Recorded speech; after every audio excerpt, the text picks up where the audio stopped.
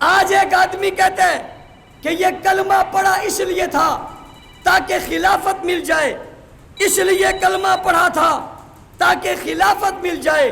سوال پیدا ہوتا ہے کلمہ اس لیے پڑھا تھا تاکہ خلافت مل جائے، یہ بات تجھے پتہ ہے، خدا کو پتہ نہیں تھی؟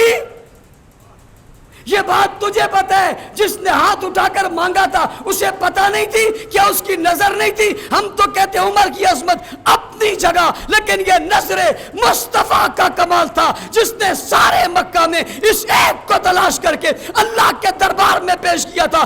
رب العالمین نے پوری کائنات میں اسے چن کر حضور علیہ السلام کا یار بنا دیا تھا۔ یہ انتخاب مصطفیٰ بھی ہے اور انتخاب، اور آج کوئی کہے کہ اس نے خلافت کے لیے کلمہ پڑھا تھا، اس سے بڑا جھوٹا بھی دنیا میں کوئی ہے؟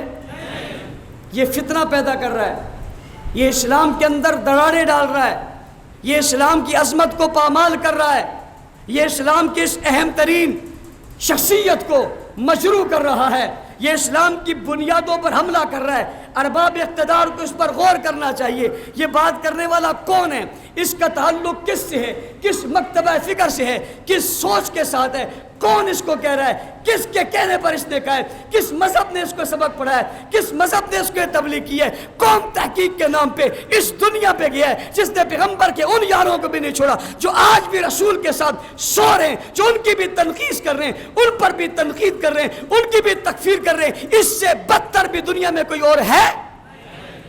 اس لیے بات سمجھیے گا، حضرت عمر ابن خطاب رضی اللہ تعالیٰ نے رسول اکرم صلی اللہ علیہ وسلم کو مشورہ دیا جب سید عائشہ صدیقہ طاہرہ مطہرہ منزہ مبرہ عتیقہ ادیبہ خطیبہ نفیسہ عائشہ صدیقہ رضی اللہ تعالیٰ عنہ پر الزام لگا، حضور سب سے پوچھ رہے، جب عمر سے پوچھتے عمر کیا کہتے؟ فرمایا رسول اللہ یہ میرے کہنے سے یا میرے مشورے سے آپ نے شادی کی تھی؟ فرمایا نہیں۔ کہا کس کے کہنے سے کی تھی؟ کہا اللہ کے کہنے سے کی تھی۔ کہا اللہ کے کہنے سے کی ہے، اللہ کے حکم سے کی ہے، اللہ کی مرضی سے کی ہے؟ کیا کبھی کوئی غلط عورت اللہ آپ کے بستر پر بیچ سکتا ہے؟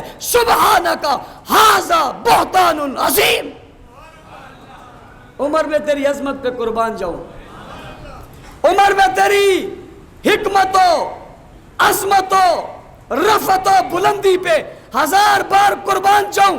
اللہ کے رسول کو زمین پر بیٹھ کر مشورہ دے رہے، اللہ جبرائیل سے کہتے ہیں جبرائیل جاؤ، جبرائیل جی رب جلیل جاؤ میرے خلیل اور حبیب کے پاس جا کر کہہ دو جو بات عمر زمین پہ کہتا ہے وہی بات خدا عرش بری پہ کہتا ہے۔ جس کی عظمتوں کا یہ عالم ہو کہ جو زمین پر بیٹھ کر مشورہ دے اور اللہ اس مشورے کو قرآن بنا دے۔ ایک جگہ نہیں، وَاتَّخِذُوا مِن مَقَامِ إِبْرَاهِيمَ مُصَلَّى، بیت اللہ میں گھومتے گھومتے عمر کہتے ہیں میرا دل چاہتا ہے جہاں ابراہیم کے پاؤں لگے تھے وہاں کھڑے ہو کر 2 رکعت نماز پڑھوں۔ حضور کہتے ہیں نبی شریعت بتانے آتا ہے، بنانے نہیں آتا۔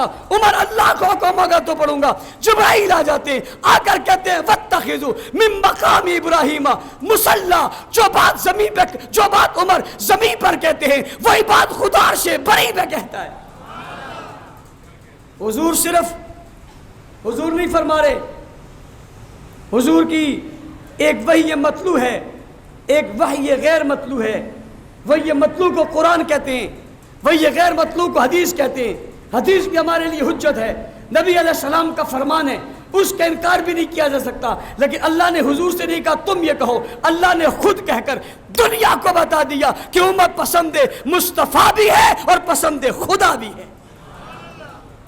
کون؟ عمر، جنہوں نے اسلام کے پرچم گاڑے تو دنیا پر چھا گئے۔ 22 لاکھ مربع میل پر اسلام کا پرچم لہرایا، 22 لاکھ مربع میل پر اسلام کا پرچم لہرایا۔ دنیا میں سکھ، چین، سرور، راحت، امن کی مثال عمر کے دور کے علاوہ اس کے بعد دکھا دو، پوری دنیا میں کہیں نہیں ملتی۔ اگر یہ دور تھا تو عمر کا دور تھا۔